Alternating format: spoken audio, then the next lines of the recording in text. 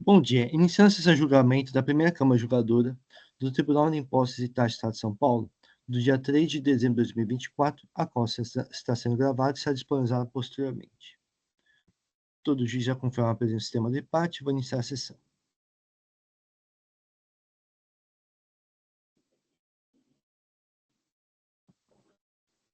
Muito bem, temos 4 processos no dia de hoje.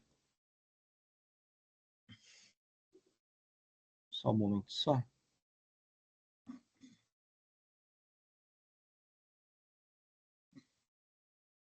Vamos começar os trabalhos com os processos em que os patrões estão presentes.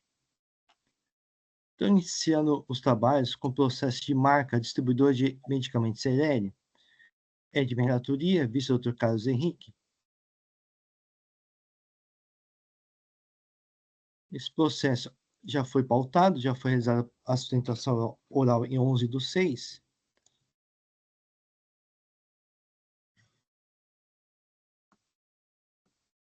Eu vou fazer um breve resumo do meu voto. Então, a acusação fiscal foi receber mercadorias tributadas para comercialização, medicamentos correspondentes à alíquota de 18% sobre o total de produtos, esse exigido por responsável solidário no sistema artigo 11, inciso 11 e 12 do regulamento. A emissão dos referidos documentos foram supostamente atribuídos à Mega Pharma Distribuidora, sem que tais documentos declarados inidôneos. A decisão primeira instância julgou procedente o AIM e o contribuinte apresentou seu recurso ordinário. A quarta Câmara Julgadora dera provimento ao recurso ordinário. Um momento. No entanto, a Câmara Superior anulou a decisão proferida pela quarta Câmara Julgadora e determinou o retorno dos autos à sede do recurso ordinário para que outra decisão seja proferida. Houve protesto de sustentação oral.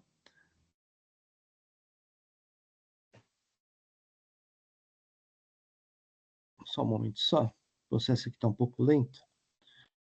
Doutor Gustavo realizou a sustentação oral, correto, doutor Gustavo? Correto, senhor presidente. Ok. Então, vamos fazer um breve resumo do meu voto. Teve uma alegação de nulidade por descumprimento da portaria CAT 115.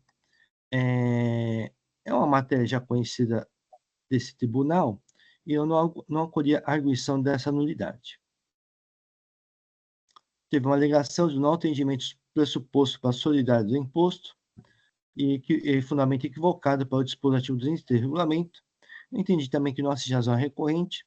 Nesse sentido, citei uma decisão da Câmara Superior do processo DT 14.1078, 320/2011, no voto do Dr. José Roberto Rosa. Então, nesse sentido, também não acolhi a pretensão da recorrente.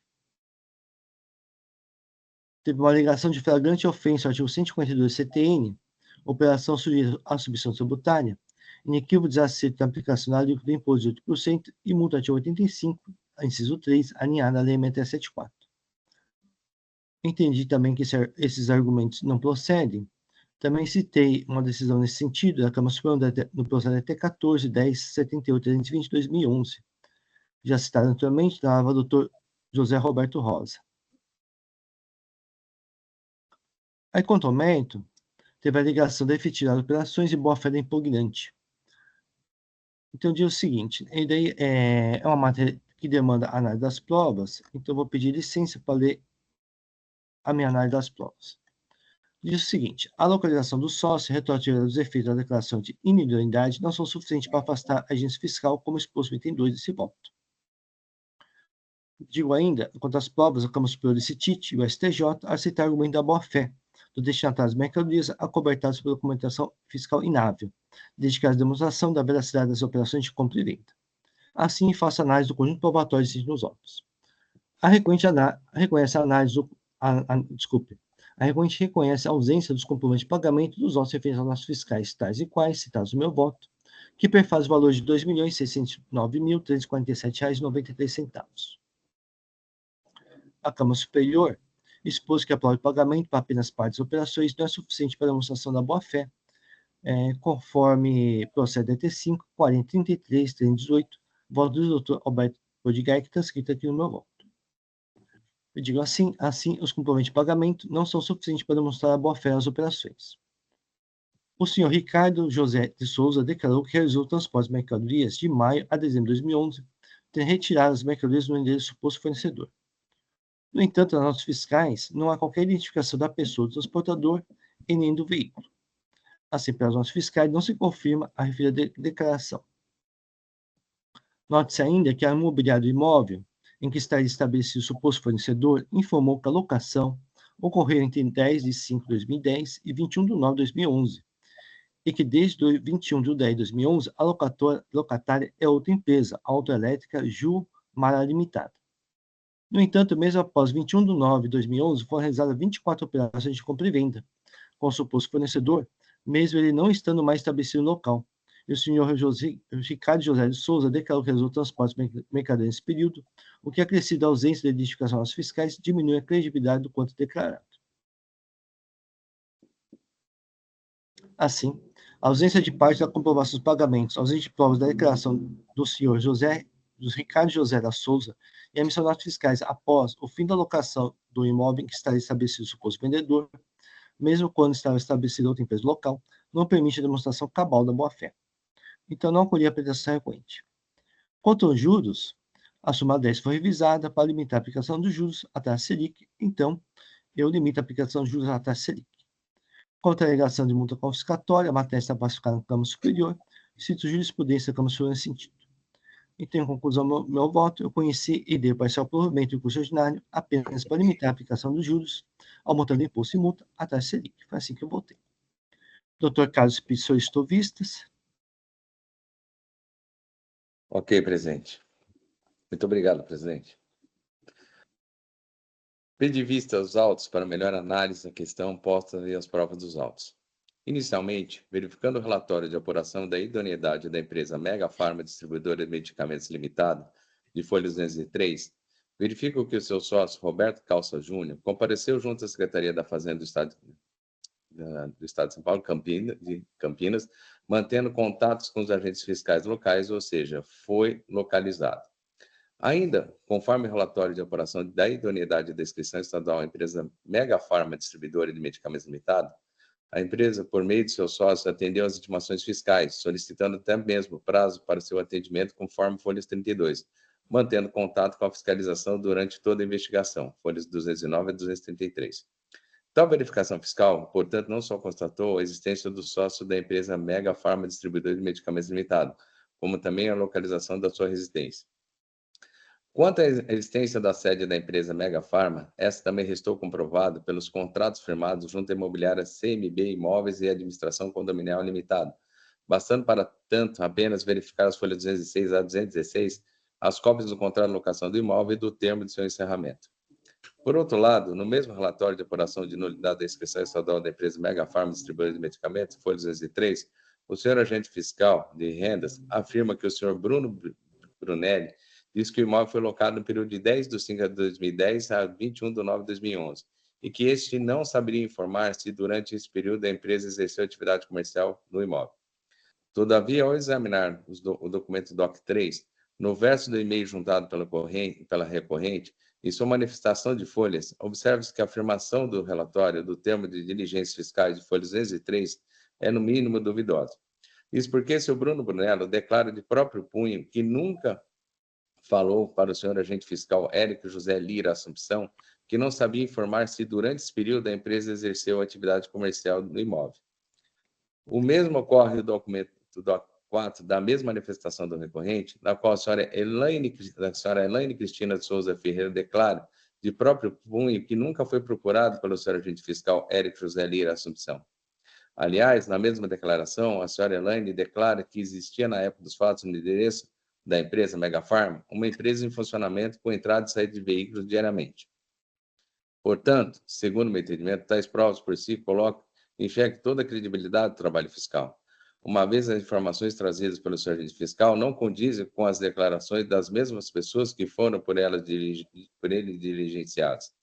Dessa forma, resta totalmente prejudicada a declaração de idoneidade da empresa, já que não se tem certas informações nela contidas. Ao contrário, foram todas elas contraditadas documentalmente pelas mesmas pessoas que, segundo o fiscal atuante, teriam por ele diligenciados. Diante a contradição evidente e das declarações prestadas do próprio punho pelas referidas pessoas, não se pode validar o trabalho fiscal somente pelo fato de ter o agente fiscal a fé pública. Embora o trabalho fiscal goze de presunção e de veracidade, pode ser contestado, cabendo tal ônus a quem alega, no caso ao recorrente, que demonstrou de forma inconteste e através de documentos idôneos que existe real dúvida sobre a materialidade dos fatos declarados pelo agente fiscal responsável pela elaboração do relatório de operação de nulidade da inscrição estadual da empresa Mega Pharma Distribuidora de Medicamentos Limitada. Corroborada esse estado de coisas, a demonstração da boa-fé do recorrente se defende e demonstra de todas as compras que foram realizadas pelo seu sócio, Edmilson Germano, e seu gerente, Cleiton Galouro, sendo à época encaminhados todos os pedidos por meio de contato com o proprietário da empresa Mega Pharma, senhor Roberto Calca Júnior, que se encontra na Avenida Baden Powell, número 1771, bairro Jardim Nova Europa, município de Campinas. Telefone e tal.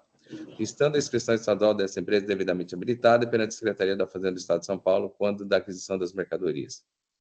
Nem se alegue que as provas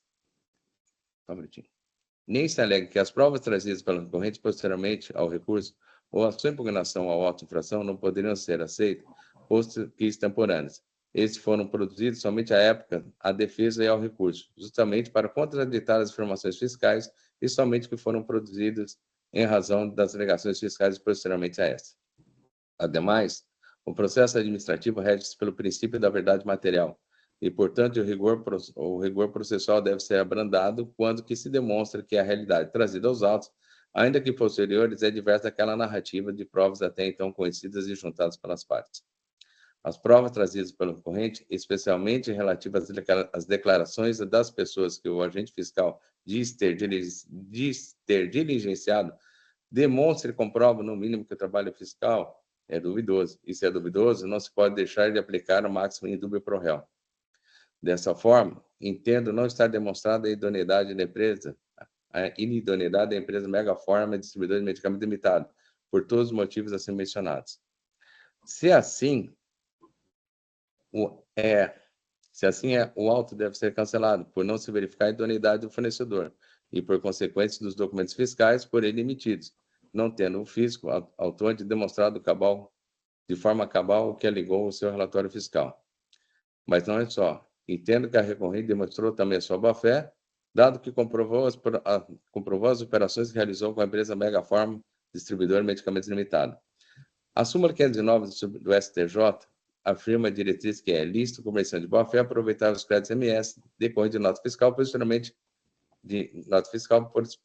declarada idônea, quando demonstrada a veracidade de compra e venda.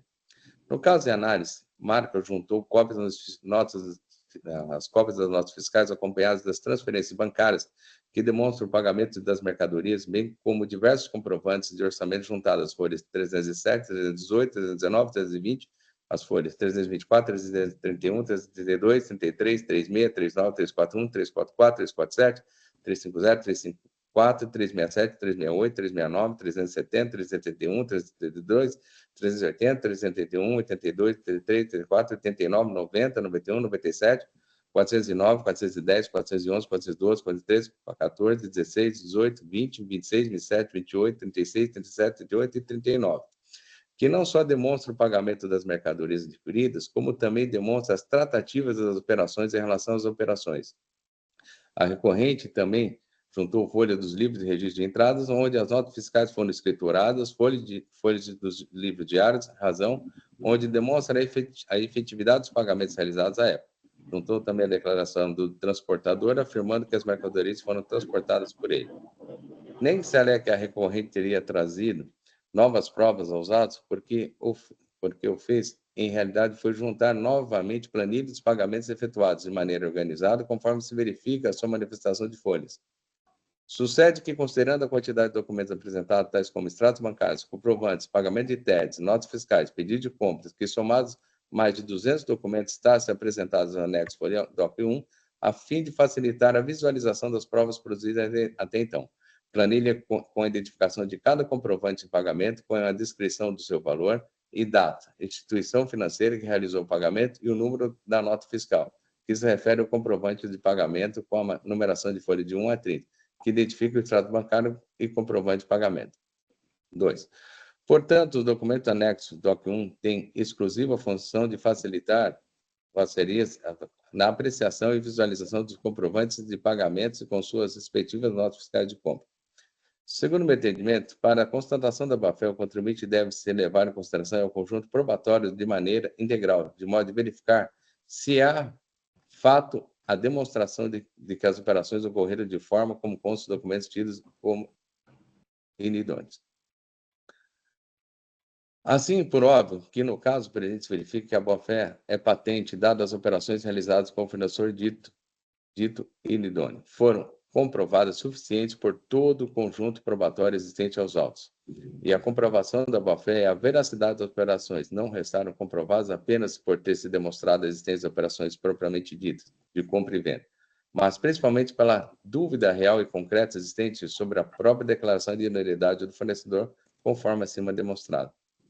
Se não fossem suficientes essas razões para já cancelar o auto, e para mim, que já são, aliás, essas alegações da recorrente de que os produtos aqui tratados estão albergados pela substituição tributária. Nesse sentido, o imposto cobrado pelo lançamento fiscal está fora do alcance de norma incidente de tributo, porque a alíquota cobrada no lançamento fiscal é 18%, sobre o total das notas fiscais de entradas da emissão da empresa Mega Farm Distribuidora de Medicamentos Limitada. Circunstância essa agride a norma contida no artigo 142 do CTN. Isso porque o ICMS principal cobrado no lançamento tributário, decorrente da incidência da alíquota de 18%, é sobre o total de compras de mercadoria que perfaz o valor de R$ 2.468.474448. Enquanto o ICMS ST, devido às operações ou compras como tal informado, campo, informações complementares, de normas fiscais de entrada, perfaz a importância de R$ 1.167.089,90. Neste ponto, também tem a razão a recorrente quando falando. Na ficha de declaração de a não localização do contribuinte folha 33, a autoridade fiscal expressamente quais são os fornecedores da empresa Megafarm, como também as operações dela estão sujeitas à inspeção tributária por se tratar de produtos farmacêuticos. Destaque-se. 4 maiores fornecedores da empresa, 88% do valor total das notas fiscais emitidas com a empresa como destinatário, folha 50, são o estado de Goiás e Espírito Santo, conforme tabela 21, anexo 6 do RICMS, decreto 45.490 de 2000, folha 52, de acordo com o Estado de São Paulo para a substituição tributária dos produtos farmacêuticos. Vale dizer que a autoridade administrativa, ao lançar o ICMS, sabia exatamente e detalhadamente as operações de entradas na empresa Megafarm. Isto é, sabia antes do lançamento do imposto pela alíquota de 18%. E a situação fiscal das operações, haja vista que a própria autoridade fiscal, a própria autoridade autora da ficha de não localização da empresa, expressamente cita que tais informações estão na folha 50 do relatório, que não poderiam ser diferentes porque, à época, as notas fiscais emitidas contra a empresa Megafarm já eram eletrônicas. Destaque desatento ao processo administrativo, a autoridade julgadora houve por divergir as provas apresentadas nos autos, uma vez que há, sim, a possibilidade de se apreciar a origem da mercadoria e correta situação fiscal das operações, que, em causa, estão sujeitas à substituição tributária do ICMS. Essa assertiva é tão verdadeira que, em razão da procedência das mercadorias adquiridas pela empresa Megafarma, pode-se afirmar que a solidariedade da recorrente encontra-se fundamentada em norma cuja aplicação configurou em erro de direito, uma vez eventual incidência de norma e hipótese está prevista na Lei 6.334, de 89, mais especificamente no artigo 66C. Cabe ainda destacar o artigo 66D da Lei 6.364, que prevê que o valor do ICMS-ST é o valor correspondente à diferença maior entre o imposto devido pela operação ou prestação do contribuinte e aquele devido pela operação ou prestação do próprio responsável. O artigo 66D, o imposto devido por substituição tributária. No inciso 2, correspondente à diferença maior entre o imposto devido pela operação ou prestação do contribuinte e aquele que pela operação ou prestação própria do responsável. Nas operações sujeitas na incidente de substituição tributária, para frente, como é o caso aqui, de comercialização de medicamentos, o imposto ICMS devido pela alíquota de 18% é o valor devido pela indústria farmacêutica. O imposto devido pela empresa Mega Pharma Distribuidora de Medicamentos Limitada é decorrente decorrente da aplicação do MVA sobre o valor de compra de mercadorias, deduzindo o imposto de operação próprio somente, então ter-se a carga tributária efetivada em operação pelo ICMS-ST. É o que prevê a Lei Complementar 87 de 96. O artigo 8 da base de cálculo para fins de distribuição tributária também eu transcrevo. Portanto, o imposto devido pelo contribuinte, Mega Pharma Distribuidor de Medicamentos Limitada, é o ICMS-ST. Fato esse que importa uma carga tributária diferente da fixada pelo auto-fração, bastando para tanto para verificar seu valor pelo somatório de valores de ICMS-ST informados das notas fiscais da empresa, que, aliás, a autoridade administrativa lançadora do imposto sempre teve acesso. Efetuada as devidas abstrações de provas juntadas aos autos, mais fortemente no item 13 da ficha da não localização da empresa, e não existe qualquer justificativa na legislação paulista que permite a aplicação da alíquota de 18% nas operações em questão, o que significa, por consequência lógica, que o lançamento fiscal violou o artigo disposto do 142 CTN, e pela ausência da aplicação da situação em questão da norma específica pelo fato gerador do tributo, que na espécie constante o artigo 313-A e seguintes do Hickmans. Mesma interpretação para o disposto do artigo 85, inciso 3, letra das 6.374, por quando não se trata de situação em questão de recebimento de mercadorias acompanhado de notas fiscais, demais porque a constituição fiscal é recebimento de mercadorias tributárias que está exigindo por solidariedade. Assim, a informação quanto à procedente de mercadoria, especialmente se tratando de medicamentos com origem conhecida e de fabricação conhecida, não se trata de combustível, álcool, carburante, em que não se pode afirmar qual procedência real do produto, uma vez que a marca do produto não está consignada no próprio produto. Não se pode alegar de se tratar de mercadoria comercializada por fornecedor supostamente inidôneo, que somente por este fato, desconhecido da origem, o imposto não teria sido recolhido pelo fabricante, já que se trata de produto regulado.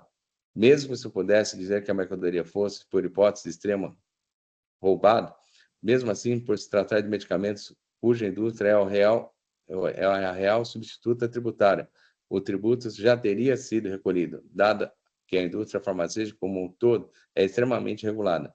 Os produtos comercializados pela recorrente possuem marcas e fabricantes específicos e mesmo supostamente pudessem ser adquiridos pela recorrente de terceiros, ainda sem nota, o imposto já teria sido recolhido pelo fabricante quando a primeira saída e da primeira venda por ele realizada. Ademais, não por esse argumento, e apenas para argumentar também, não cabe exigir o imposto, no caso, por exemplo, por solidariedade, dados trata-se por tratar-se de substituição tributária, onde o interesse comum não se caracteriza como dezenas precedentes nas cortes maiores que passo a citar, da qual eu cito 3 jurisprudências pelo Tribunal de Justiça de São Paulo.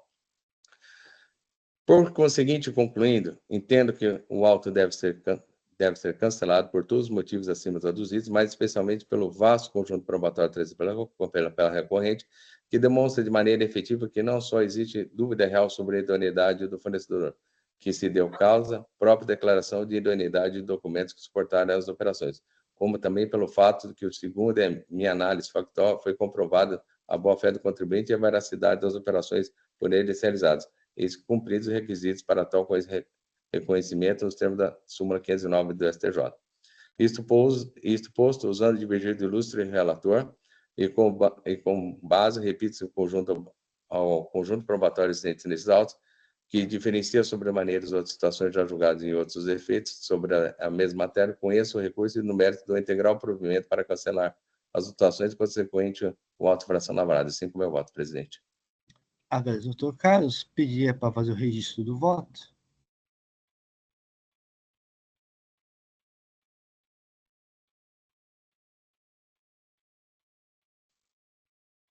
Presidente, não está abrindo a aba para registrar o voto, presidente.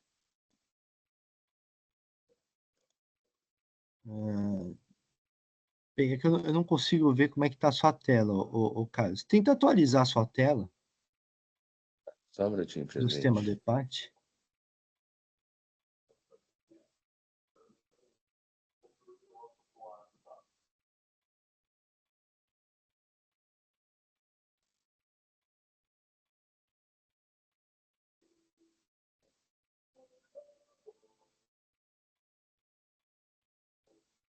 Aqui já.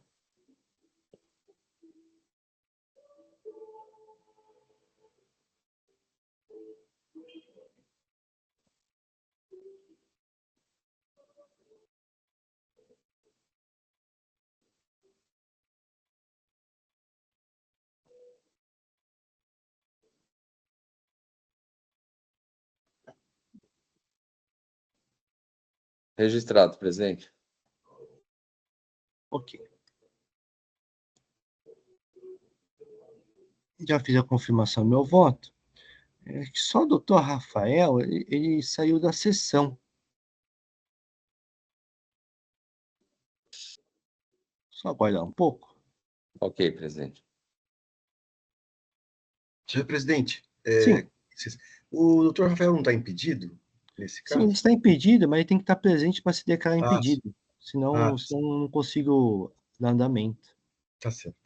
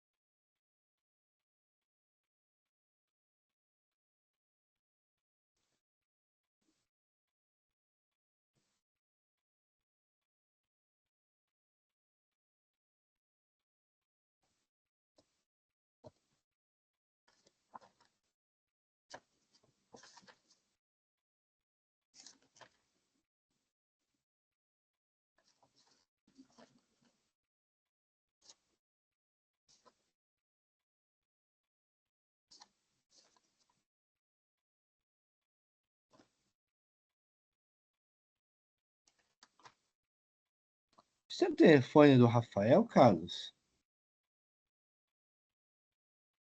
Não tem não, presidente, mas eu vou tentar aqui ver aqui. Espera só um minutinho. Vamos ver se ele vai demorar ou não. É um problema mais Eu, eu, complicado. eu vou ver se eu tenho aqui. Só vou mandar uma mensagem para saber como é que tá. Que eu acho que eu também não tô achando aqui. Ah, eu tenho uma mensagem dele, Inácio. Sim, Ele mandou uma mensagem agora há pouco, tá. dizendo para avisá-los que acabou a luz na casa dele, Ah, mas já voltou, mas a internet ainda não. entendi. É, começou a chover forte agora, né? É, tá chovendo muito forte. Vamos aguardar mais um pouco, então, porque não é só esse processo, tem os demais, né? Então, os demais precisam da presença do Dr. Rafael.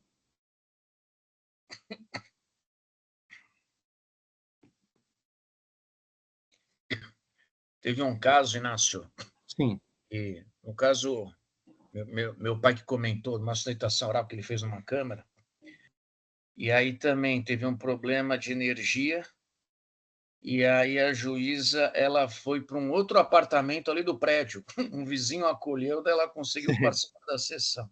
Ah, é imprevisível, né? Teve, acho que no mandato passado, a doutora Maria Selma, também acabou a energia da casa dela, teve que sair e ir lá para o escritório dela para fazer a sessão. É.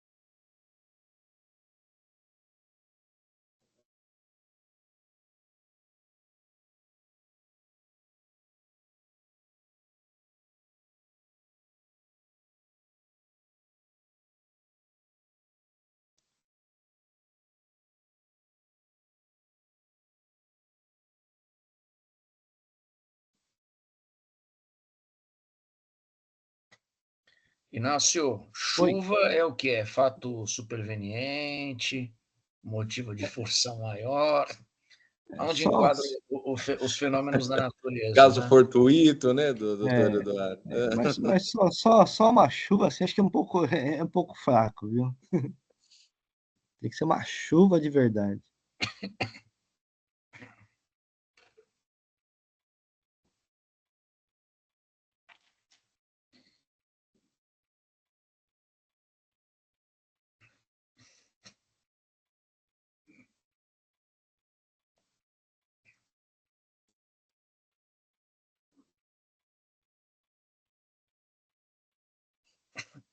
Inácio, a nossa última sessão, quando que é? Então, é dia 17. 17? 17, mais 2 semanas. E volta já, acho que no dia 20, né? Deixa eu ver aqui. Agora, quando volta, eu não me lembro. Final do mês de janeiro, né, presidente? É, vai ser relativamente curto, né? É, isso que eu Pegar o falar. traçado, né? Menos de um mês, né? Você achou que ia ser moleza, né, Carlos? Que é para a China. Não, chega de China, pelo amor de Deus. Deixa eu ver aqui. O recesso do dia 23 de dezembro até o dia 7 de janeiro. Então, as sessões dar-se-á no dia 21 de janeiro. 21 de janeiro, presidente, ok. 21 de janeiro é terça-feira. É isso? Tá. Então a gente volta dia 21 e a nossa última sessão é dia 17, né? Mas é um Perfeito. pouco estranho, né? Dia 21 é uma terça-feira. Volta na terça, então, presidente. Então, deixa eu ver aqui. Terça-feira, isso mesmo, dia 21. Mas muita gente vai estar viajando nesse período ainda, hein, presidente? Pode ser. Deixa eu ver, deixa eu lembrar. Eu acho que eu vou estar presente já. Vai estar em férias, presidente? Eu vou entrar em férias no dia 6. Então, eu acho que eu volto até dia 21, eu volto.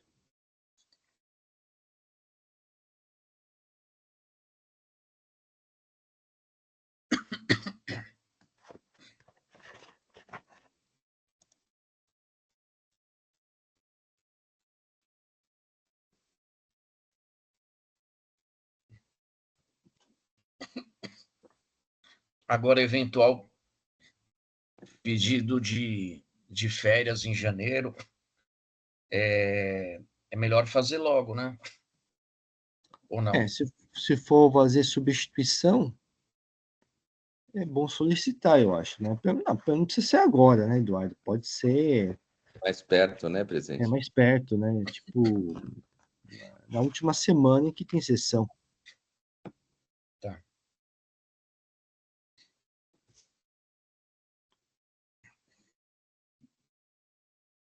Irá viajar, doutor Eduardo?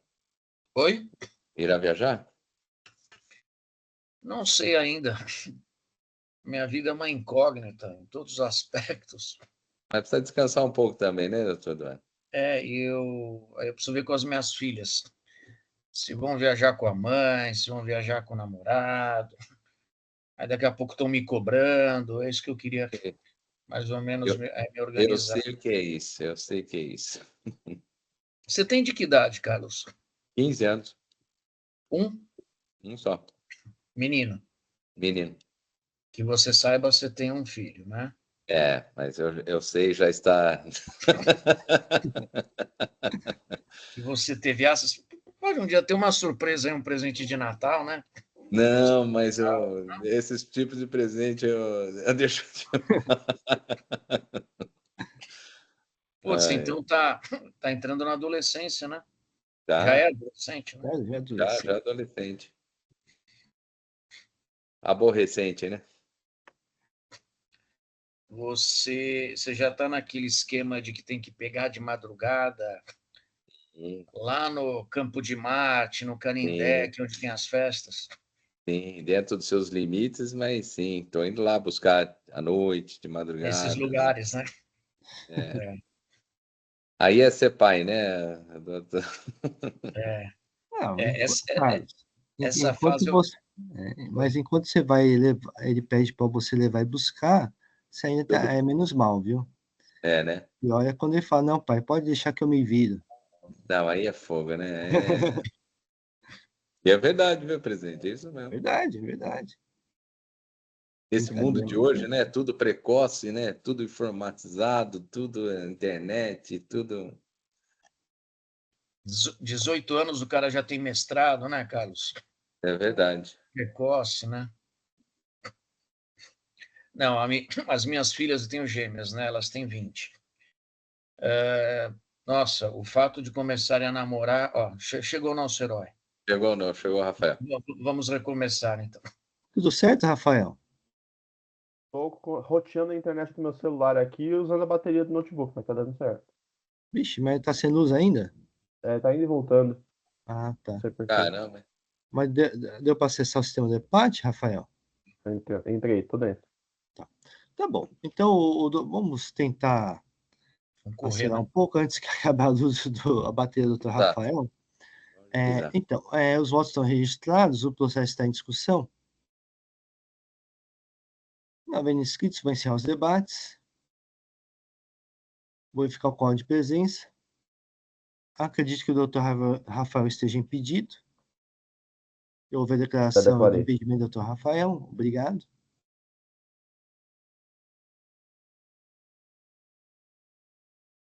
Muito bem, houve a confirmação de presença do juiz. Vou iniciar a votação.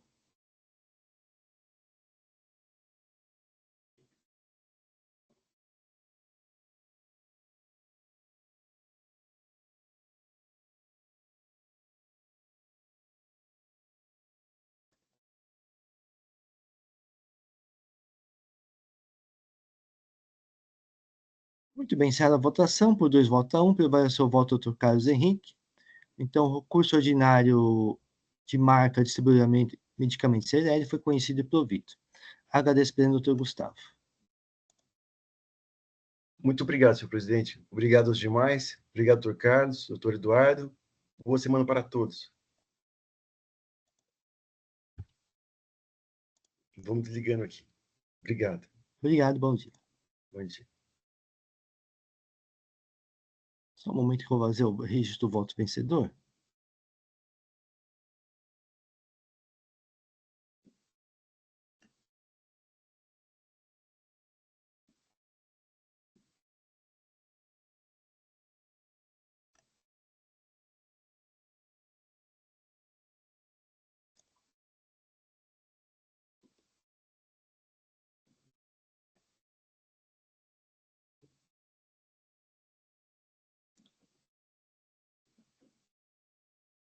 Passa processo de indústria agroquímica Brado Limitada, o recurso ordinário, relator Dr. Carlos Henrique e vistas minhas.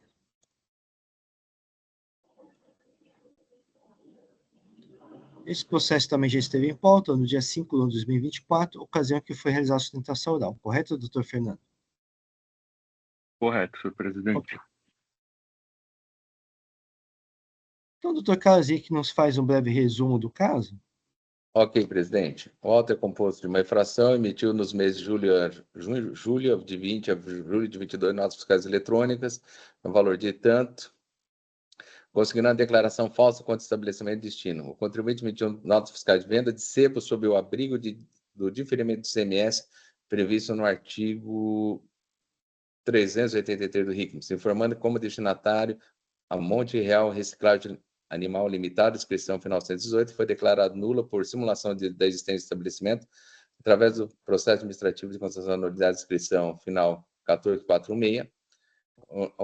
Notificado a comprovar as operações, o contribuinte apresentou os respostas dos documentos juntados, sendo graça e êxito, e na comprovação da efetiva realização das operações com o suposto destinatário. Vamos lá. A empresa apresentou o recurso, em manifestação fiscal, refutou as informações, a autoridade julgadora de primeira instância julgou procedente a infração, conformada, apresentou o recurso ordinário. E, bom, vou ler a parte do voto rapidamente. Primeiramente, a fase preliminar de irregularidade diz que, no âmbito do processo administrativo tributário, o fisco poderá comprovar a prática de autos fraudulentos ou contrários à legislação do próprio artigo 142 do CTN, que traz sobre a justiça sistemática, delegando à autoridade administrativa e a determinação do fato gerador da obrigação tributária, a identificação do sujeito passivo e o cálculo do tributo devido, bem como a aplicação da penalidade cabível. Vale para destacar que o dispositivo expresso compete à autoridade administrativa ao efetuar o lançamento identificar o sujeito passivo. Verifique que o auto de infração reúne todos os requisitos e trata mencionado dispositivo legal estando plenamente regular. Em relação à alegação de nulidade do presente auto de infração em razão da ocorrência do bis in idem, a recorrente apenas pugnou pela inversão do ônus de prova, para tanto, sem produzir qualquer prova. A recorrente emitiu documentos fiscais consignando como destinatário falta inexistente e está sendo exigido do imposto devido pelas operações de saída de mercadorias do seu estabelecimento, que não foram oferecidas a tributação sob justificativa de ocorrência de diferimento. Vale destacar que o diferimento não afasta a incidência do imposto e nem caracteriza benefício fiscal, apresentando como mecanismo de distribuição tributária que desloca a exigência do imposto que seria devido numa operação para um momento futuro, não subsistindo que a sua apresentação afastar as condições do sujeito passivo. Embora a recorrente alegue que a decisão de primeira instância não teria analisado o argumento sobre nulidade da infração, tal alegação de nulidade não procede, pois a decisão recorrida analisou tais argumentos de folhas 4.100 a 4.102, não havendo qualquer nulidade também nesse sentido. Melhor sorte também não se haver no mérito, eis que não há que se falar em licitude das operações, tendo em vista que o auto de infração se refere à simulação de operações com a empresa Monte Real Reciclagem Animal Limitada, que teve a sua inscrição estadual declarada nula em razão de comprovada simulação de existência do estabelecimento e simulação do quadro societário. Neste ponto, nos casos de infrações de que não trata de aproveitamento do crédito de operações comerciais com empresas inidôneas, como é no presente caso, não há que se falar em aplicação da súmula 509 do STJ, aplicando a regra da imputação objetiva por infração que trata o artigo 136 do CTN e os demais casos. Importante observar que esse Tribunal de Depositagem, em relação aos documentos que comprovam a fé adquirente das mercadorias, não adota exatamente as mesmas diretrizes do STJ, ou seja, os acordos proferidos por esse tribunal consideram insuficientes os elementos definidos no STJ como meio de comprovação de meia-fé do adquirente. Esse tribunal depositário, já há bastante tempo, já declarou, por caracterizar sob a fé, que se faz jus o crédito CMS a necessidade de recurso especial. Câmara Superior, relator Jean Paulo Camilo, Triângulo, em sessão de 29 de 5 de 2012. Bom, da qual eu transcrevo, também descreva também um outro processo do Ricardo Haddad, da 11ª Câmara, e por final, bom, aí eu transcrevo, e por final eu nego provimento o auto de infração, mantendo a íntegra que foi julgado em sede de julgamento de defesa que julgou o precedente auto de infração. É assim que eu voto, presidente. Agradeço, doutor Carlos Henrique. Eu pedi vistas dos autos para apreciar algumas matérias específicas. Eu vou fazer a leitura do meu voto. Pedi vistas presentes autos para analisar melhor o voto do legislador, cujo bem elaborado relatório peço licença para adotar. A recorrente alega nulidade da ação recolhida pela falta de análise do item nulidade do AIN, irregularidade na interrupção do diferimento e duplicidade de cobrança, necessária efetivação da regra do non bis in idem. Em sua defesa, a matéria foi arguída em preliminares, sendo alegado, abre aspas, no caso interessa inequívoca a deficiência quanto à fundamentação da autuação, tendo o agente autuante ser utilizado a presunção tendenciosa, implicando a observância da regra do non bis in idem, na medida em que não trouxe nos autos nenhuma prova da suposta impossibilidade de lançamento e pagamento dos impostos devidos. Refuta-se, portanto, veemente das ponderações fiscais contra a realidade. Quem não juntou uma prova sequer de sua acusação foi a autoridade autuante, pois, repita-se, esse ônus pesa sobre os ombros do fisco. Verifica-se que, ao teor das razões apresentadas, a perfilha preliminar se confunde com o mérito, uma vez que a apreciação depende da análise do conjunto probatório dos autos. O STJ, no agravo recurso especial número 101.586, relator ministro João Otávio de Noronha, expôs: as preliminares de contestação se confundem com o mérito da demanda, devem ser por esses examinadas. Aí, nesse sentido, o STJ, relator ministro Olindo Menezes, expôs: ademais, resta esclarecer que essa preliminar se confunde o mérito, por se tratar de tema ligado ao conjunto probatório, devendo o assunto ser apreciado no momento próprio. No mérito, a recorrente não alega qualquer nulidade de ação recorrida, assim a matéria foi apreciada, uma vez que houve análise das provas dos autos e a preliminar depende de tal análise. Destaque por tais razões, acompanha o relator para afastar a alegação de nulidade de ação recorrida. A Câmara Superior do CETIT aceita a tese da boa-fé para outras situações, além do creditamento indevido, relacionadas à regularidade do contribuinte, como no processo da ET 5, 40, 46 e 97, voto vencedor do Dr. Alberto Podgaik. Assim, divide o legislador para entender que é passível a oferição da boa-fé no sentido exposto pelo STJ, ou seja, que a autuada deve demonstrar a veracidade das operações. Não obstante, o legislador apreciou o valor das provas dos autos, concluindo pela ausência da comprovação da eficácia das operações da boa-fé. Assim, a matéria foi apreciada de acordo com o entendimento da Câmara Superior e do STJ, de modo que acompanha integralmente o legislador em sua análise das provas. A matéria relativa à retroatividade e retroatividade dos efeitos da declaração de idoneidade está pacificada na Câmara Superior, como se verifica no processo da ET 7, 38, 9077, 2007, relator do Dr. Jean Paulo Camino Drinho. Ademais, em sendo aplicável o entendimento do STJ, foi admitida a possibilidade de agência fiscal na situação de presentes autos, pois ela somente será afastada se o contribuinte demonstrar a veracidade da compra e venda efetuada, o que, conforme exposto, não foi realizado pela autuada. No mais, acompanho integralmente o relator, então, pelo exposto, conheço e nego o provimento de curso ordinário. É assim que eu voto. Só um momento que eu vou abrir o registro do voto.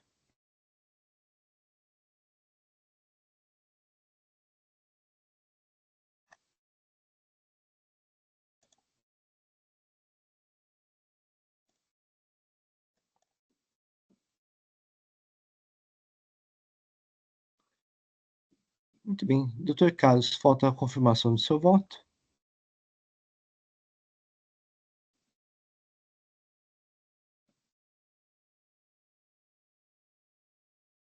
Eu vou, após suas colocações, eu vou acompanhar a sua modificação, tá?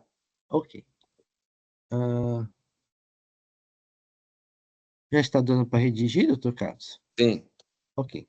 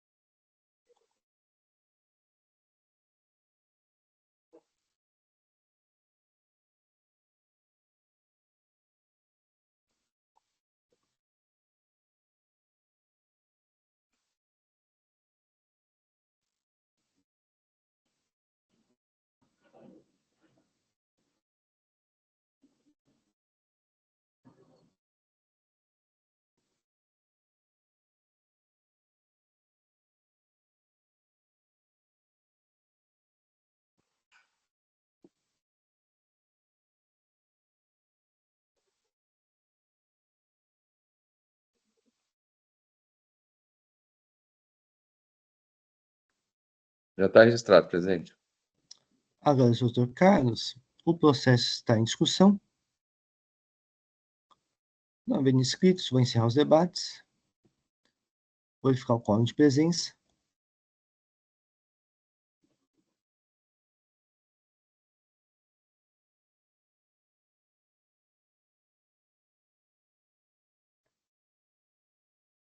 Vou iniciar a votação.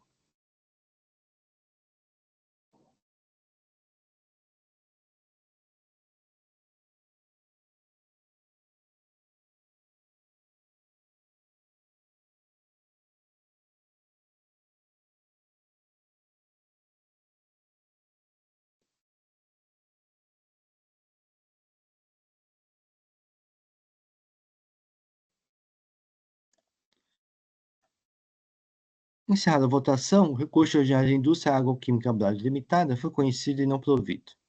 Agradeço, presidente, doutor Fernando. Bom dia. Obrigado, senhor presidente. Obrigado a todos. Bom dia e boa sessão aí para vocês. Obrigado, bom dia.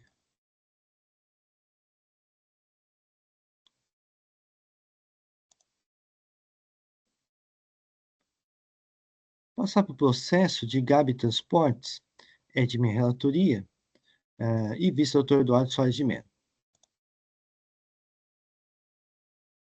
Esse processo já esteve em pauta no dia 5/1 de 2024. Já foi realizada a sustentação oral. Correto, doutora Nathalie? Isso mesmo, senhor presidente. Obrigado. Então, vou fazer uma rápida releitura do meu voto. A acusação fiscal é um recurso ordinário. A acusação fiscal acreditar-se indevidamente semestre no período de janeiro de 2012 a dezembro de 2012, por ter escriturado como crédito em seu livro de registro de entradas os valores semestres destacados dos documentos fiscais referente a aquisições de combustíveis para abastecer veículos de transportes autônomos subcontratados agregados. A adição primeira instância julga procedente o AIM, foi apresentado recurso ordinário e houve algumas conversões em diligência pela 12ª Câmara pela 12ª Câmara Julgadora e a 7ª Câmara Julgadora. Passar meu voto. No tocante à alegação de decadência, eu disse que não assiste razão recorrente em razão da súmula 9 para apuração de crédito indevido. Relativamente à alegação de lançamento, erro na descrição dos fatos e consequente cessamento de defesa, eu expus aqui meu entendimento que eu vou fazer a leitura. A adição por fim no AIN número tal não vincula o presente julgamento, uma vez que foi tomada de acordo com as provas dos autos, que são diversos dados presentes, pois aqui se refere às operações do período de 1 de 2011 a 2 de 2011, e este do período de 1 de 2012 a 12 de 2012. E o artigo 26 da Lei 13.457 garante a livre prestação de provas por parte do órgão de julgamento. É fato reconhecido pela autuada que adquiriu combustíveis com notas fiscais que abrangiam combustível consumido por caminhões próprios e de terceiros. A aquisição de combustível consumido por caminhões de terceiros, mesmo que arcada economicamente pela autuada, não confere direito ao crédito do imposto por ano, como expôs na resposta à consulta tributária 8845 de 2016, transcrita aqui no meu voto. O fato de os terceiros utilizarem carretas da autuada não altera tal entendimento, uma vez que o combustível é consumido pelos caminhões dos terceiros contratados, que são propriedade deles, e não pelas carretas. A cessão das carretas aos terceiros contratados não configura prestação de serviço de transporte, ou seja, não há tributação de ICMS. Assim, não há direito ao crédito de imposto pela anterior aquisição de combustível, como prevê o artigo 38, Lei 674, que garante direito ao crédito apenas em razão de operações de prestações regulares e tributadas. Observe o exposto na resposta à consulta tributária 17.147/2018. E o seguinte, ocorre que, embora subcontrate na prestação de serviço de transporte, relata que detém 100% das carretas utilizadas nas prestações de serviço em que subcontrata, cabendo ao subcontratante, via de regra, a utilização do cavalo mecânico próprio. A resposta consulta diz assim, não há meia prestação de serviço de transporte, nem meia subcontratação. Deste modo, a cessão temporária de carretas, parte do seu ativo mobilizado para o subcontratado, não se configura a efetiva prestação de serviço de transporte, mas sim uma atividade alheia à do estabelecimento e não tributada pelo ICMS. Diz ainda, não há incidente de ICMS na sede em que ampare o crédito autuado na entrada. Consequentemente, é vedada a operação de crédito relativa à proporção das atividades não tributadas. Assim, a acusação fiscal é coerente com determinalização, não sendo diversamente alegado absurdo. As normas indicadas como infringidas, artigos 59 e 61, estão em perfeita consonância com a acusação fiscal, uma vez que trata da não cumulatividade do imposto e direito ao crédito, que não acolhe o creditamento relativo à aquisição de combustível utilizado para prestação de serviço de transporte realizado por terceiros contratados, mesmo quando com a utilização de carretas autuadas, como acima exposto, não necessitando nenhuma outra especificidade, além dos fatos que foram descritos no relato de inflação e relatório circunstanciado. Assim, diversamente alegado, adequada fundamentação legal e descrição dos fatos. A assertiva que foi gozada 100% dos créditos é excluída da recorrente não no lançamento fiscal, e contraditória, pois ela reconhece que o fisco deixou de incluir em suas glosas algumas compras do mesmo período. Ademais, foram objeto da glosa apenas as aquisições de combustíveis que constam da conta 31101001000001 combustível adiantamente viagem do razão analítico, ou seja, apenas as que foram contabilizadas como sendo referentes ao combustível adquirido e destinado a terceiros como adiantamento, vale abastecimento ou por conta da grave transporte nos dizeres contratos, uma vez que tais aquisições possuem a contrapartida em adiantamento com combustível contratado, e ao final, os débitos são iguais aos créditos, o que demonstra que estão relacionados. O artigo 226 do Código Civil estabelece que os direitos da empresa provam contra as pessoas a quem pertence e autuada não refuta os seus registros. O quanto do crédito foi gozado e não gozado depende da proporção em que foram utilizados os caminhões de terceiros contratados para prestação de serviço de transporte. Assim, devem em consideração as prestações realizadas com a frota própria da recorrente. O critério adotado pelo fisco está bem clarificado, folhas 1422 e 1423. É o seguinte. Primeiro, que nas notas fiscais não há qualquer informação a respeito dos veículos abastecidos. Não há possibilidade de se fazer verificação para efeito de direito ao crédito. Segundo, algumas notas fiscais de maiores valores referem-se a diversos abastecimentos realizados em zona rural dos estados. Portanto, a prestação de serviço de transporte deve iniciar no território de outros estados. Logo, o ICMS das prestações é devido ao estado que se iniciou a prestação. Diz ainda, primeiramente, não selecionando as notas fiscais pelo CFOP, como aduz a defendente. Por meio dos documentos caídos nos autos, denominados razão analítica, pode-se perceber facilmente o controle da autuada, relativo exclusivamente ao combustível utilizado por parte do pagamento para a subcontratação do serviço de transporte. Por consequência lógica, usamos o crédito apenas em relação a essas notas fiscais de aquisição de combustíveis, que aparecem discriminados no razão analítico. Este foi o critério adotado, como já havia descrito em relatório circunstanciado. Deste modo, mais uma vez, esclarecemos que devem ser glosados não somente os créditos das notas fiscais de combustíveis, que foram lançados na coluna débito razão analítico, e que também foram escriturados como créditos de semestres registrados. Assim, em razão das notas fiscais não discriminadas os veículos abastecidos, terceiros ou próprios, o fisco utilizou as informações das notas fiscais de combustível que foram lançadas na coluna débito do razão analítico, e também foram escriturados como crédito no livro registrados, além do abastecimento realizado de outros estados.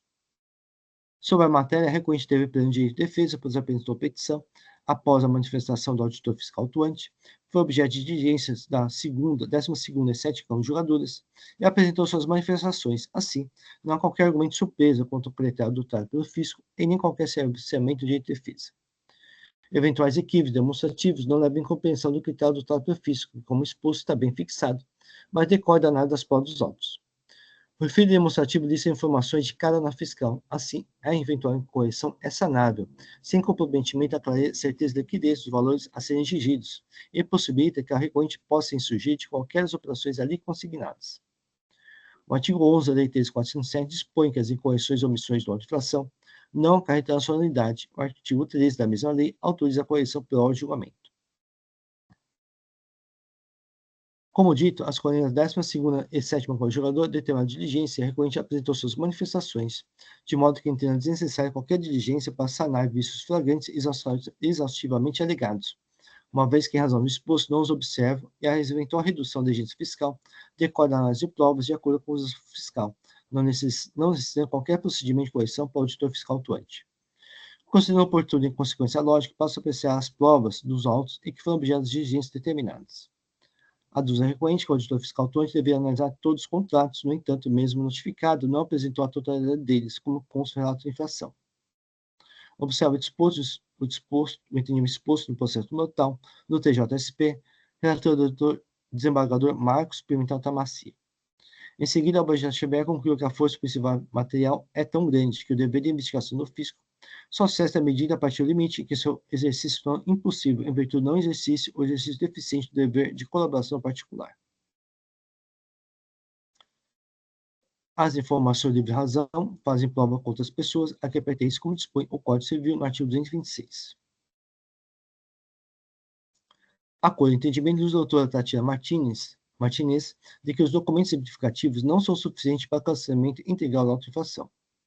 Acolho a 12ª Câmara Julgadora determinou diligência para recolhimento de processo de provas de todas as notas fiscais que deveriam, a seu ver, serem excluídas do AIM. A recorrente apresentou os documentos florestais. Em relação às notas fiscais indicadas que constam na razão analítica, mas que não foram objeto da glosa, elas não são objeto de auto-infração, assim não há agência a ser excluída. Quanto às notas fiscais não identificadas pela autuada, o auditor fiscal atuante apresentou planilha com a identificação delas nos autos. A recorrente, folhas 1590 a 1593, alegou divergência entre valores constantes do razão analítico com os valores efetivamente autuados relativamente às notas fiscais 4745, 762, 967 e 17365. Relativamente às notas fiscais 4745, 762, 967, o valor de direitos nos autos é menor do que registrado no razão analítico, de modo que mantém-se o valor dos autos em razão da proibição de reformatos impédios. De fato, a nota fiscal 17365 do demonstrativo físico não consta as folhas 268, assim deve-se excluir a agência relativa à nota fiscal.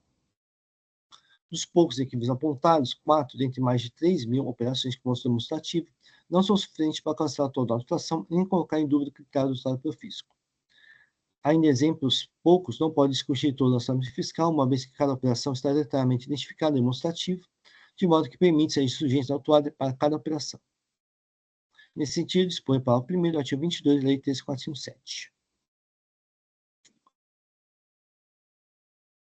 Então, em resumo, eu excluí apenas a agência fiscal relativa à nota fiscal 17.365, demonstrativo do fisco. Contra a alegação de violação prisional não como atividade, não assiste razão recorrente. No tocante à alegação inexistente de prejuízo do fisco, a aplicação do artigo 72c do regulamento, enriquecimento ilícito, também entendi que não assiste razão a recorrente. Quanto aos juros, a súmula 10 desse título foi visada para limitar a aplicação dos juros à taxa Selic. Então, em conclusão do meu voto, eu conheci e dei parcial provimento para excluir a agência relativa à nota fiscal 17.365 e limitar os juros aplicados ao montante do imposto e multa à taxa Selic. Foi assim que eu votei. Dr. Eduardo Soares de Mestre, estou vistas.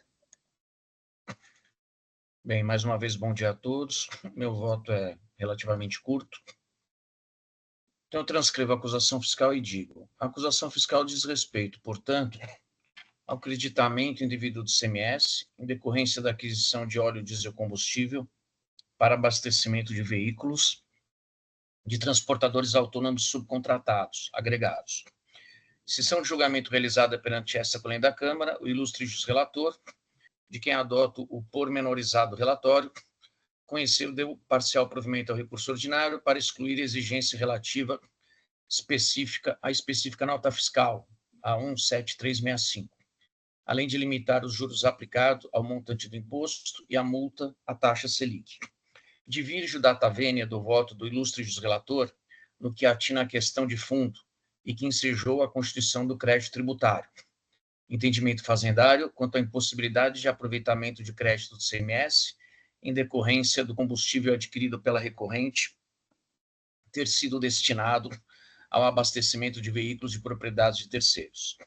De acordo com o trabalho fiscal, o direito ao crédito do CMS da recorrente estaria condicionado à prestação de serviços de transporte a ela, Gabi Transportes Limitada, a ela atribuída, o que não teria ocorrido tendo em vista a utilização de combustível, óleo diesel adquirido pela autuada, em transporte executado pelos subcontratados agregados, esses últimos, a princípio, com direito ao crédito do imposto estadual destacado nas notas fiscais.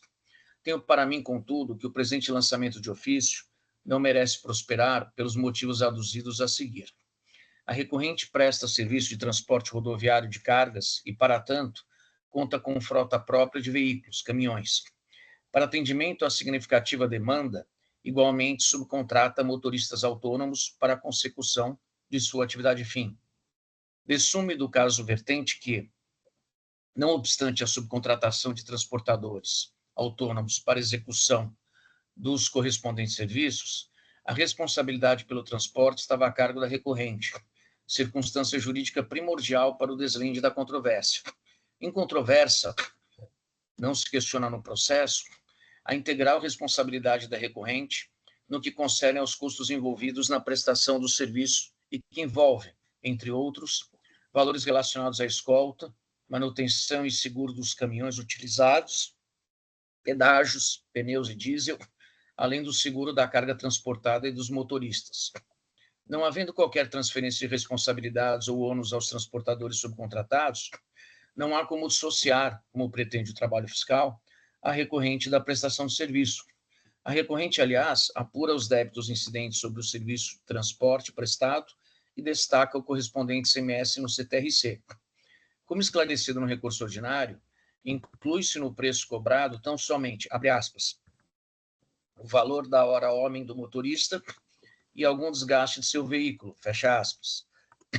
Oportuno raciocínio da recorrente de que, abre aspas, de que econômico e juridicamente não há diferenças entre a realização do transporte com caminhão, carreta e funcionários próprios, ou com carreta própria e caminhão e funcionário terceirizados, mesmo porque todos os outros elementos do contrato de transporte rodoviário, armazenagem, carregamento, contato com cliente, seguro, manutenção, pneus, pedágios, rastreio, etc., são de inteira e exclusiva responsabilidade da recorrente.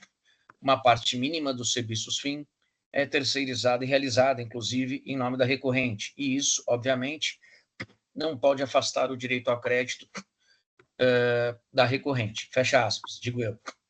Anote-se que a aquisição do combustível pela recorrente, arcando com o ônus financeiro do ICMS, incidente no preço da venda do fornecedor de óleo diesel relacionados à sua atividade, legitima o direito ao crédito do imposto estadual, para fins da não cumulatividade tributária. Outro ponto chama atenção e milita em favor da recorrente. Se o caminhão, entre aspas, cavalo, era de propriedade dos terceiros contratados para o deslocamento das cargas da origem ao destino final avançado, as carretas, por outro lado, sempre foram de titularidade da recorrente, assim como o carregamento nas mesmas sempre foram realizadas pela autuada. As carretas, aliás, são veículos com certificados de registro e licenciamento de veículo próprio, primordiais para o deslocamento terrestre, rodoviário das cargas. Como se não bastasse, o transporte de mercadorias nas carretas de propriedade da recorrente abrange o serviço desta, consubstanciado no manuseio e na expedição das cargas com os devidos controles de rastreamento. Em outros termos, a responsabilidade da recorrente nos aludidos transportes é substancial, não havendo transferência de encargos aos terceiros subcontratados. Finalmente, constitui relação de direito privado e, assim, regida pelo princípio da autonomia da vontade, a forma de contratação entre os particulares para o perfazimento de negócios jurídicos. A recorrente tem plena liberdade para transacionar com terceiros da forma que lhe for mais conveniente, considerando suas necessidades. Não se cogita da flexibilização de preços com o objetivo de redução de tributos quando o particular tem liberdade negocial para, por exemplo, adquirir óleo diesel combustível onde desejar e na quantidade que atenda à sua realidade, inserindo essa circunstância nos contratos celebrados com terceiros. Pondero ainda que a incidência do ICMS na etapa anterior do ciclo produtivo ou da cadeia mercantil, e não se verificando as únicas restrições ao aproveitamento do crédito do ICMS para a adoção da não cumulatividade tributária, e aí eu me refiro àquelas saídas e prestações posteriores com isenção à não incidência, é legítimo o direito ao abatimento, compensação, entre os créditos escriturados e os débitos fiscais devidos ao final do período. Nesse sentido, em que pese o detalhado voto do ilustre juiz relator, reconheço o direito ao crédito do ICMS da recorrida referente às aquisições de óleo diesel combustível representadas nas notas fiscais abarcadas pelo auto lavrado. Em virtude da impropriedade data vênia das conclusões do trabalho fiscal, conheço do provimento esta parte do recurso ordinário, cancelando de start o presente auto de infração. No que diz respeito às demais questões ventiladas na peça recursal, acompanho o ilustre juiz relator. Em face do exposto, conheço do provimento parcial ao recurso ordinário para cancelar o auto de infração, tendo em vista a insubsistência da acusação fiscal nele contida. Então, acho que ficou claro. Eu tratei da questão de fundo, de mérito, e que por eu reconhecer aí a pretensão da recorrente é suficiente para cancelar o auto. Na parte dispositiva, eu estou conhecendo e dando provimento parcial, porque tem aqueles outros pontos trazidos pelo relator com os quais eu concordo. É como voto, presidente. Agradeço, doutor Eduardo Soares de Mello. Os votos estão registrados. O processo está em discussão. Não bem inscritos, vou encerrar os debates. Vou verificar o quórum de presença.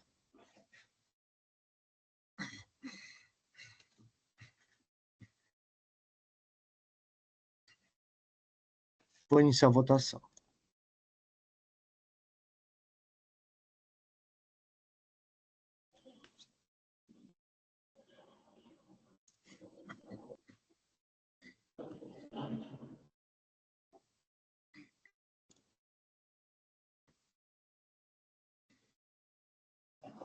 Encerrar a votação. Em votação dividida, prevaleceu o meu voto. Então, o recurso ordinário de Gabi Transporte foi conhecido e parcialmente provido. Nos termos do meu voto. Agradeço, presidente doutor Nathalie, um bom dia. Bom dia, ilustres. Obrigada. Boa semana. Tchau, tchau. Tchau, tchau. Obrigado. Só um momento que eu vou fazer o registro do voto vencedor.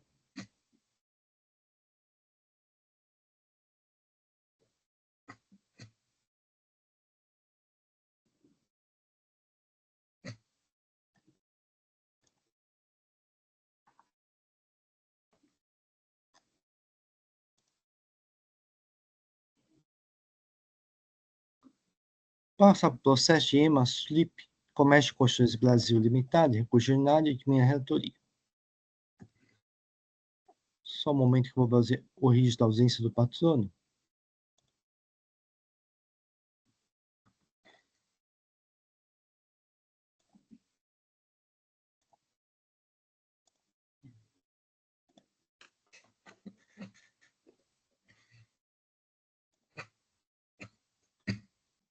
Muito bem, recurso ordinário.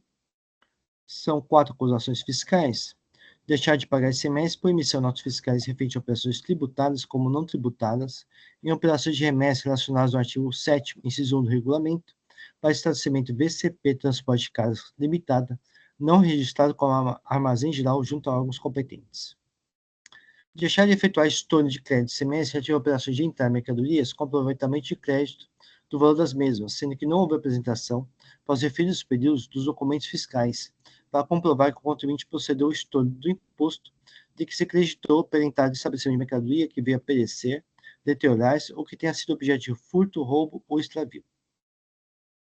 Deixar escriturar na escrituração fiscal digital, nos registros fiscais e documentos fiscais, de entrada de mercadorias, aquisição de serviços, documentos relativos à entrada de mercadorias tributadas no estabelecimento, sendo que já se encontram escriturais referidas às operações do período. Quarta acusação fiscal, também deixar de escriturar na escrituração fiscal digital, nos registros fiscais e documentos de entrada de mercadorias e aquisição de serviço, documentos relativos à entrada de mercadorias não tributadas. Adição primeira instância, julgou procedente de auto-tração, houve apresentação de recurso ordinário, sendo apresentada em 5 alegações. Falta de fundamentação da decisão, ausência de fato gerador, inexigibilidade do estorno de crédito ICMS, desproporcionalidade e confiscatoriedade da multa, inaplicabilidade dos juros de modo superior à Selic, indevida atualização da base de cálculo da multa. A doutora de Operação Fiscal manifestou-se por não provimento de recurso ordinário. Vou passar ao voto. A recorrente alega que a decisão recolhida deixou de apreciar diversos pontos e nem os fundamentou, em especial quanto às alegações de ausência de falsificador, inexigibilidade do estorno de crédito ICMS, laudo contábil e multa desproporcional e confiscatória. Analisando a decisão recolhida, ela apreciou os temas nos seus itens 13 a 23. Desculpa aqui, depois a pequena correção. Analisando a decisão recolhida, ela apreciou os temas nos seus itens 13 a 23 e 31 a 33, e expôs as razões do seu convencimento, citando a legislação que entendeu aplicável, inclusive resposta à consulta. O laudo apresentado somente seria relevante se o julgador tivesse acatado a tese da autuada, no entanto, não foi esse o entendimento daquele. O STJ, relator ministro José Delgado, expôs. O não acatamento das argumentações deduzidas em recurso não implica em omissão, posto que o julgador cumpre apreciar o tema de acordo com o que reputar atinente à lei. Diz ainda, não está obrigado o magistrado a julgar a questão posta ao seu exame de acordo com o pleiteado pelas partes, mas sim com seu livre convencimento, utilizando dos fatos, provas, jurisprudência, aspectos pertinentes ao tema e da legislação que é aplicável ao caso concreto.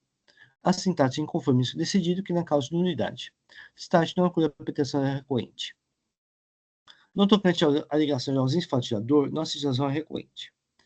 É fato que houve a saída de mercadorias do estabelecimento atuada a outra empresa, fato não contestado. Assim, o artigo 12 da Lei Complementar 86/96 estabelece a tributação da operação. Também nesse sentido, o artigo 2º da Lei 674 estabelece ocorre fatiador do imposto na saída de mercadoria a qualquer título. Assim, mesmo na hipótese que haja a transferência da detenção de mercadorias com as obrigações inerentes, ocorre fatiador do imposto de acordo com a lei. O artigo 28 da Lei 13.457 determina que o julgamento administrativo é vedada a aplicação da lei sob a alegação de inconstitucionalidade. Também é fato reconhecido e recorrente que o destinatário das mercadorias não é cadastrado com a margem geral na JUSCESP. Para a aplicação do benefício do inciso 1 e 2 do artigo 7º do regulamento, é imprescindível que o destinatário das mercadorias esteja regularmente registrado com a armazém geral. Nesse sentido, a Câmara Superior desse título decidiu pela necessidade de os destinatários das mercadorias possuir registro na Junta Comercial como armazém geral para a aplicação da não incidência do imposto, conforme o processo da ET 6, 40, 52, 56, 260, 2015, voto vencedor do Dr. Paulo Gonçalves da Costa Júnior. Aí, nesse sentido, a Câmara Superior assim decidiu no processo da RT 3, 4055, 366, 2015, relator Dr. Antônio Augusto Toscano, desculpe. Ainda, havendo operações com empresas diversas da recorrente CNPJ distintos, salientes, que não é armazém geral ou depósito fechado autuado, situações que o estoque da mercadoria é considerado extensão do estoque da própria empresa depositante, no momento da ocorrência do fato gerador, esse instantâneo não é possível condicionar a isenção a evento fato gerador futuro incerto, que seja o retorno das mesmas mercadorias. Na fenomenologia das isenções, Paulo de Barros Carvalho acolhe o princípio da simultaneidade da dinâmica normativa, ou seja, a simultaneidade das normas de estrutura da incidência e isenção tributárias, que deste modo abrange simultaneamente o fato gerador do imposto. Assim, a legislação determina que na série de mercadorias deve ser tributada, e havendo retorno das mesmas mercadorias, evento futuro correspondente a outro fatiador, poderia haver o direito ao crédito, que anularia o débito, como ocorre na hipótese da devolução de mercadorias, que no caso dos autos, o perito apurou diferença de R$ 788.580,69 entre o valor das mercadorias remetidas e devolvidas. Destaque pela competência da recorrente. No tocante à alegação de inexigibilidade do estudo do crédito, nossa legislação é recorrente. A autuada alega que os documentos relacionados com o CFOP 5927 é referente não só à perda, roubo e deterioração, mas também refere-se a devoluções que a EMA permite que o consumidor faça, em algumas hipóteses, de seus termos e condições como garantia, a sua política interna de 100 noites de teste dos colchões, entre outros. De acordo com o anexo 5 do regulamento, vigente à época das operações, o CFOP 5297 corresponde a lançamento efetuado a título de baixa de estoque decorrente de perda, roubo ou deterioração. As notas fiscais foram emitidas e escrituradas nos livros fiscais que referem ao CFOP. Assim, a natureza das operações, no caso de baixo estoque, são dotadas de velocidade, como dispõe o Código Civil.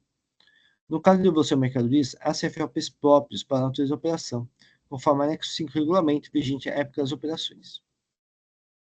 A autuada não inclui operações com CFOPs relativas à devolução de mercadorias. Assim, se a autuada utilizou o CFOP 5927 para incluir filha de operação, deve provar legado. No entanto, não indicou quais seriam as operações de devolução e não há qualquer prova nos autos nesse sentido. Note-se que o CFOP 5297 pertence ao grupo da saída de mercadorias, bens ou prestação de serviço, ou seja, o tipo de operação é totalmente distinto do grupo relativo à devolução de mercadoria, das entradas de mercadorias, bens ou aquisições de serviços. A recorrente alega, abre aspas, a EMA não consegue reutilizar o produto, tendo em vista que esse já foi utilizado e que não pode ser colocado novamente à venda, portanto não possui mais utilizar para a EMA.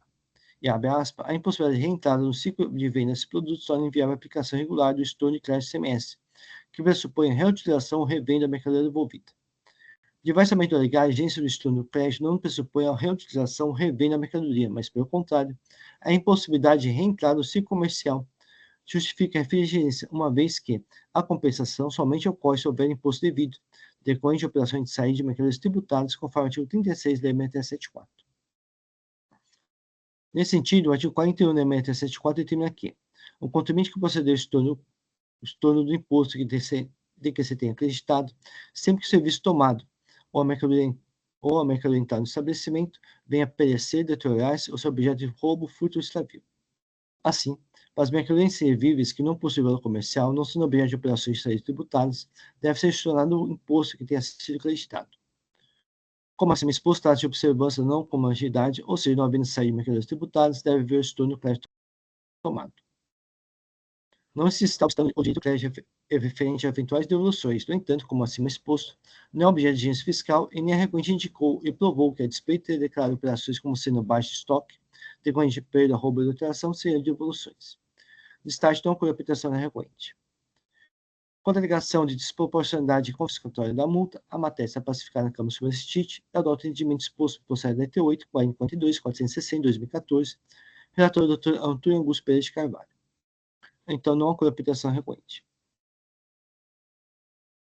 A Lei 16.467 de 2017 alterou a taxa de juros para que seja equivalente à taxa Selic, como consta no parágrafo 1º, artigo 96 da Lei 674.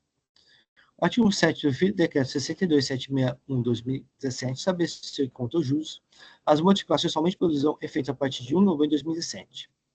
Assim, para os fatos ocorridos a partir de 1 de 11 de 2017, a taxa de juros é equivalente a Selic. No caso dos autos, os fatos são no caso dos autos, os fatos que são objeto da agência fiscal são posteriores a 1 de 11 de 2017. Deste modo, a taxa de juros aplicada aos autos de inflação já estão limitadas à Selic. A matéria relativa à atualização da base de cálculo da multa foi bem apreciada do Dr. Paulo Gonçalo Costa Júnior no julgamento do processo DT 12, 1033, 29 de 2011, transcrito no meu voto. Por fim, a atualização da base de cálculo da multa foi pacificada nesse título por meio da súmula 13. O artigo 52 da Lei 13.457 determina o caso vinculando as súmulas pendentes do órgão desse título, assim mantém a atualização do valor básico da multa. Como concessão primeira instância, o contribuinte não alegou ou contestou contra os itens 3 e 4 aí. Também não foram objeto de recurso ordinário, assim, os itens 3 e 4 aí não foram controvertidos, restando incontroverso. Então, destaque, conheço e nego o provimento de recurso ordinário, é assim que eu voto. Só um momento que eu vou fazer a pequena correção de erro de digitação.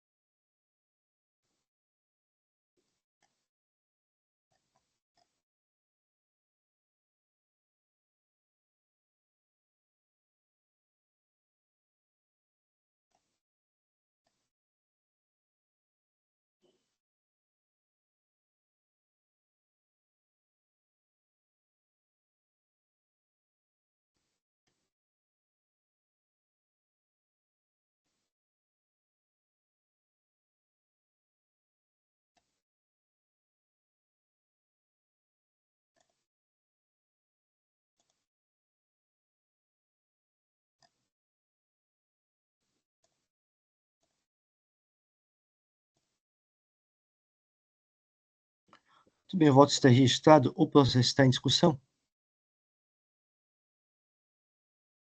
Não havendo inscritos, vou encerrar os debates. Vou verificar o quórum de presença.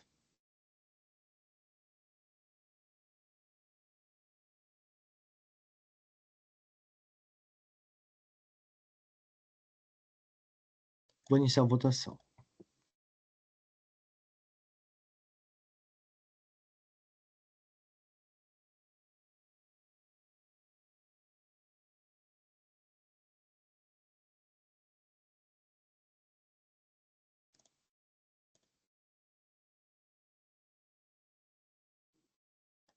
Iniciar a votação. Recurso originário de Emasulip Comércio Construtivo Brasil Limitada foi conhecido e não provido.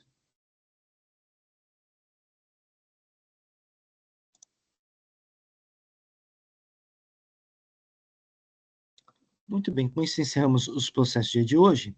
Então podemos encerrar a sessão de julgamento desta primeira Câmara Julgadora do Tribunal de Impostos e Taxas do Estado de São Paulo, do dia 3 de dezembro de 2024. Agradeço a presença de todos e pediria para os órgãos encerrar a gravação. Encerrado, presidente.